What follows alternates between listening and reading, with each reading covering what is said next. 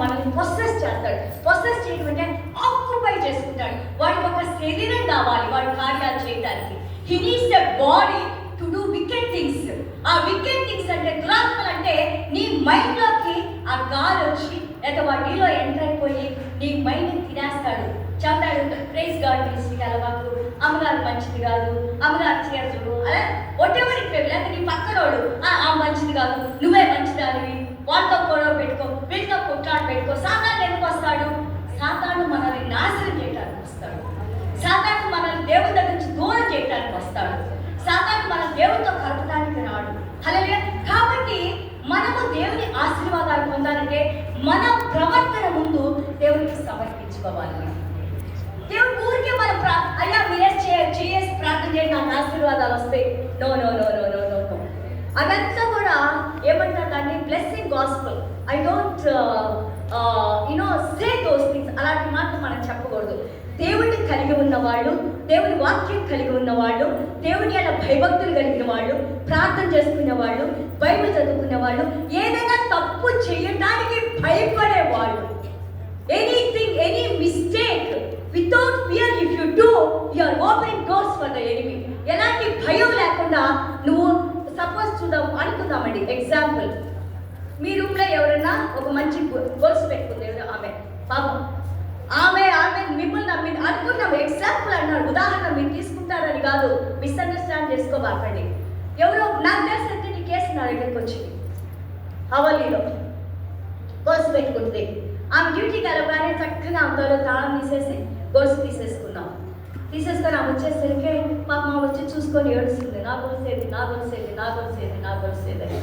ఎవరు తీసుకున్నారు? ఆ గొలుసు పెట్టిన చోటు నువ్వే చూస్తావు. నువ్వు చూసి దాన్ని నెమ్మది కొట్టేసావు కదా. కొట్టేసి నువ్వు అనుకుంటున్నావు అబ్బా 20 గ్రాములు చేయి నేను దొంగతనం చేశాను. దొంగతనం అనుకో, 20 గ్రాములు చేయి కొట్టేసాను, మా పిల్ల పెళ్ళికో లేకపోతే ఎవరికో ఇద్దాం అనుకుంటాను.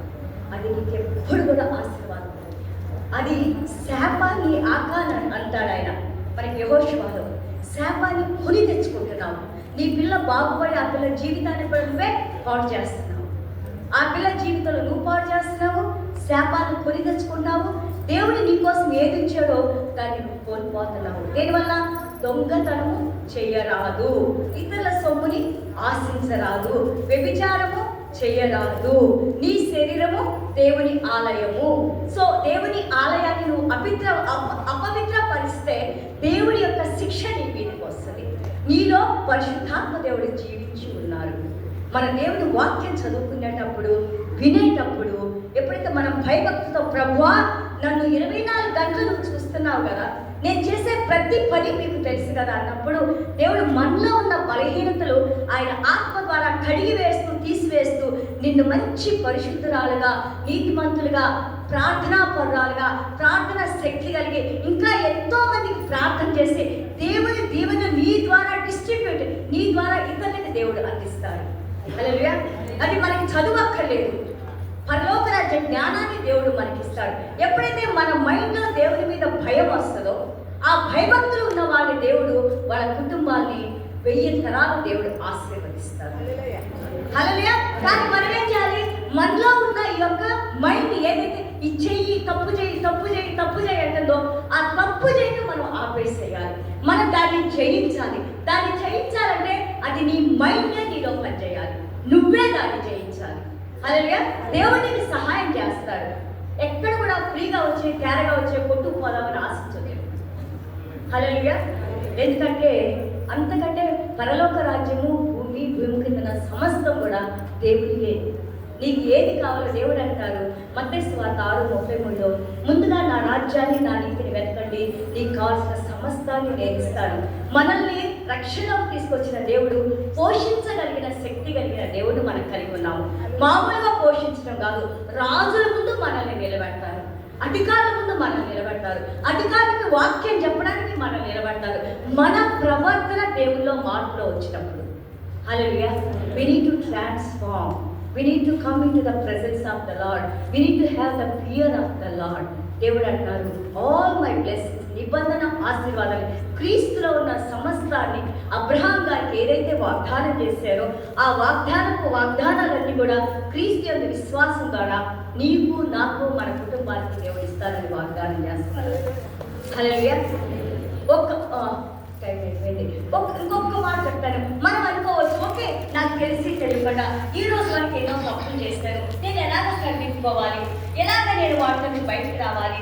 ఈ రోజు నేను విన్నాను, క్రీస్తు ముందు మనము ఈ తప్పులను చేయకూడదు, లేదా నేను పాపం చేశాను, రహస్య పాపంలో ఉన్నాను, దేవుడు నాకు ఎలాగ క్షమిస్తాడని మీరు అనుకోవచ్చు.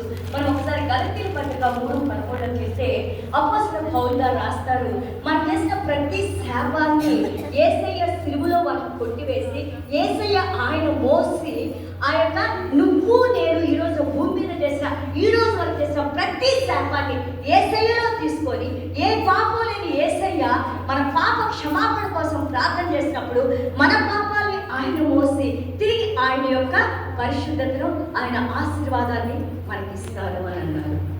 హల్లెలూయా.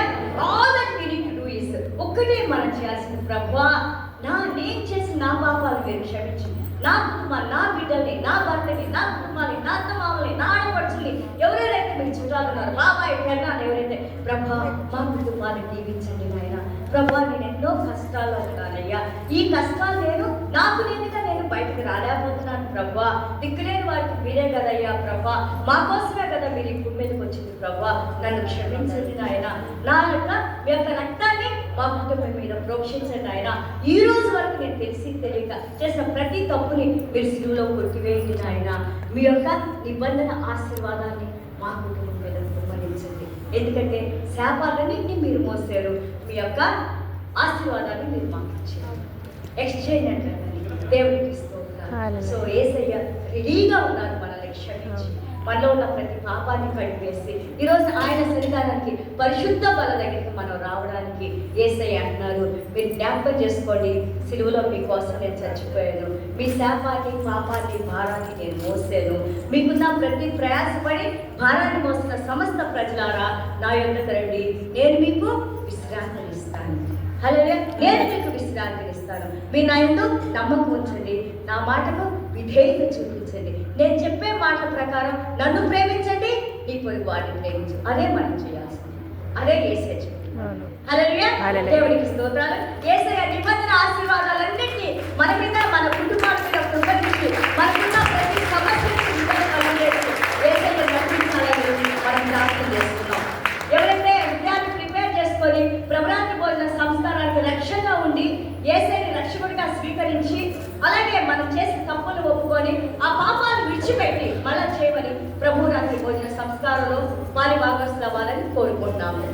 చూడండి, మొదటి కొరింథీ 11 అంటారు, ఎవరైతే పాప క్షమాపణ లేకుండా అదే తప్పులో ఉండి తీసుకుంటారో ఆ యొక్క ప్రభురాత్రి భోజన సంస్కారాన్ని ఎంతో మంది మరణించారు అని మనం. హల్లెలూయా. So always